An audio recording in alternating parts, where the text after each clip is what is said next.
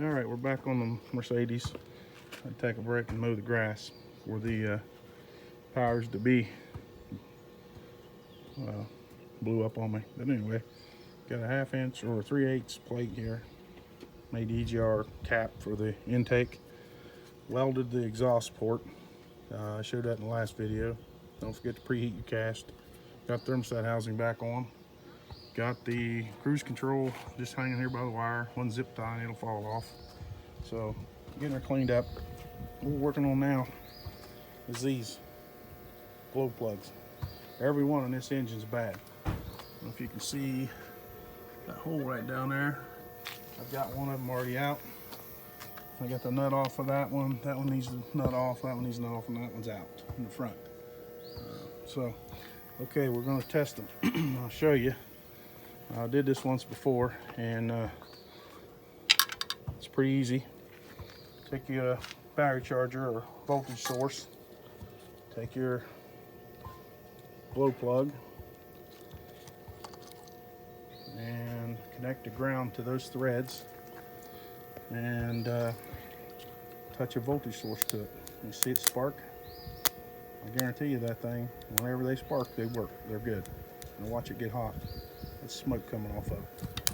That's in less than 5 seconds. So I'd say that one's good. Now we'll test the one. Test the one that we just took out. Show you that it's bad.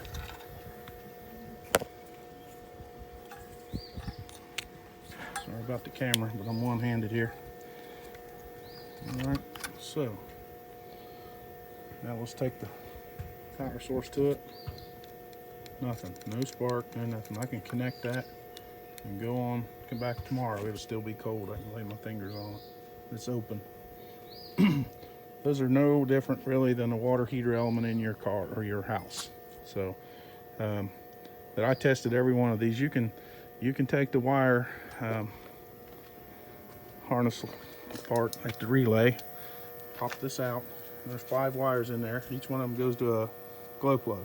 You can, without taking the nuts off, you can pop this plug off. What you do is get underneath it right here and it pulls right off. Take a probe, put power to each one of them, and if they spark and draw amperage, then that glow plug's working. I promise you, it's a fail-safe. It works on the Internationals, Kenworths, Caterpillars, B&Ws. Give a damn what it is. If that thing draws amperage, it's working. I've heard guys say, oh, well, they might not be working properly. I've never seen a glow plug work halfway. They either work or they do not. And I'll tell you something about these. If they lose, even one makes a difference in them starting. You lose 2 around here in the cold winter.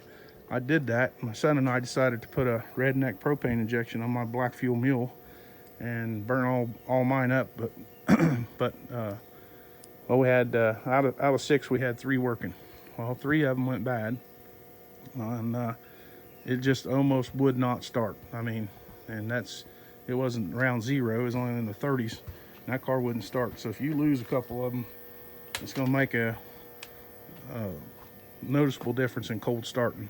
Well, mine's got all the glow plugs on it. Even when I'm running 75-80% used engine oil, the thing fires right off.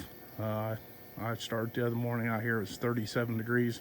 Hadn't been running for 3 days, and it started like my gas truck.